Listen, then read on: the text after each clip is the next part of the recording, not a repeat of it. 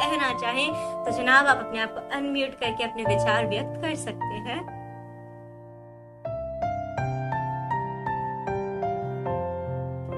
कौन बोल रहा है? मैं बोलूं क्या?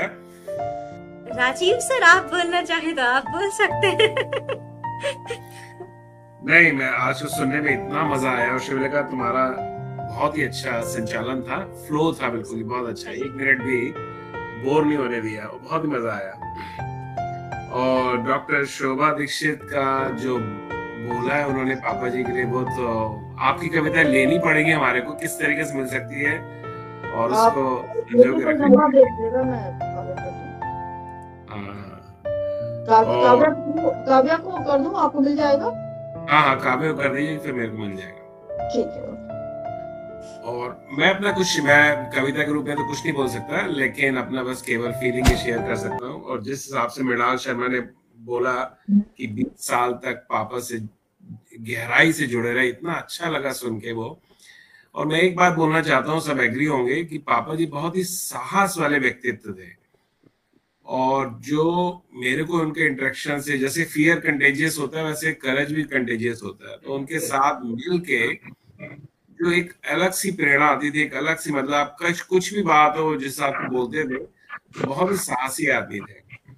और साहसी आदमी नहीं थे, साहस की मिसाल थे। उन्होंने अपने साहस के बल पे कैरियर में एक मिसाल पैदा की और साहस की मिसाल थी। उनकी दोस्तियां इतनी पुरानी थी, जैसे कि मृणाल शर्मा बता रहे हैं 20 साल तक, कुछ और दोस्त भी उनके बहुत पुराने। और जो साहसी आदमी होता है वही डीपली लव भी करता है, तो कहते हैं ये। तो उन्होंने वही डीपली लव अपने फ्रेंडशिप में भी किया, वही उन्होंने फैमिली मेंबर्स के साथ भी किया। और उस लव की वजह से, क्योंकि वो जितने साहसी थे उतने ही लव भी करते थे, उस लव की वजह से जो उनकी वैल्यूज थी, वो उनके जो द्वार थे ना वो खुल गए। मतलब हम लोग उनकी वैल्यूज ले पाए, उनके उनके जो उनका साहस और प्यार था। ये चारों बहनें बोलती हैं कि हमें बहुत प्यार करते हैं, लेकिन पापा जी सबसे चाहते मेरे को ही थे। नीता जी ठीक है? One more jealous in my family. नाना जी मुझसे क्या कहते हैं, आपको याद होगा मुझे हमेशा गधों बुलाते थे, तो हम सबसे ज्यादा करते थे। ये घर की लड़ाई है कि चाहते किसको ज्यादा थे, शायद मैं उसमें नंबर मैं ही आएगा। और गलत बात है राजीव। और आज उनका जन्मदिन, वैसे सबको नया साल की मुबारक। एक बात कहूँ, मैं थोड़ा सा इंटरप्ट कर रही हूँ आपको। जी मंजूर। दिए की रोशनी चारों ओर होती है, सभी को लगता है प्रकाश मेरे लिए। बिल्कुल सही कहा, बिल्कुल सही कहा मंजूर दीदी, बिल्कुल सही कहा। फिर भी उड़ उड़ के जब हवा आती थी तो मेरी ही ओर आती थी, मुझे याद है। anyhow, वो चाहते सबसे ज्यादा मेरे को ही थे। पता नहीं नीता भी कहाँ गई है, वही वेरीफाई कर सकते। बार बार दीदी को छेड़ रहे हैं आप राजीव, बहुत गलत बात है। देखो हाँ, सबको भी बोलो, हम सबको पता है कि नव्या और रुचिर। इस मौके पर उनके तरीके से नए साल की शुभकामनाएं देना चाहता हूँ। ये इनकी बुक है, मैना क्या बोले, इसको 2015 में पब्लिश हुई थी। उन्होंने लिखा नया वर्ष, इसको छोटा करके एकदम कि, और इतनी इसमें शक्ति है ना यंग लोगों के लिए, कि जिसने बेरोजगारी है, सब कुछ है, सब उनके लिए। एक जो भी उनकी कविताएं थी उसमें एक एनर्जी थी, कोई मतलब डिप्रेशन वाली नहीं थी। इस नए वर्ष में कुछ नया कीजिए, देखे ना पहली लाइन में, इस नए वर्ष में कुछ नया कीजिए, आ गया है समय ऋण चुका दीजिए। अब मैं इसे छोटा करके लिख रहा हूँ, पूरा नहीं बोल रहा। हो सके दीन दुखियों का गम पीजिए, हो सके दीन दुखियों का गम पीजिए, इस नए वर्ष में कुछ नया कीजिए।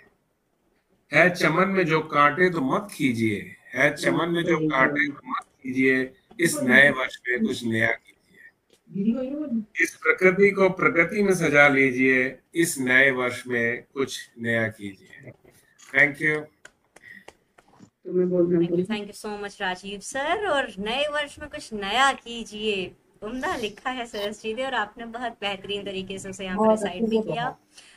जी रोली मैम, आप कुछ कहना चाह रहे हैं? अभी तो यही डिबेट चल रही है कमेंट सेक्शन के अंदर भी, चैट बॉक्स में, कि कौन किसको ज्यादा प्यार करते थे। अभी अनिका ने एंट्री मारी है कि मेरा नाम रखा था तो भाई मुझे करते थे। खैर, कविताओं के जरिए ही पता चलता है कि वो आप सभी को बराबर का हिस्सेदारी का प्रेम करते थे। बाकी अपनी डिबेट आप लोग देख लीजिएगा कि किसे ज्यादा था।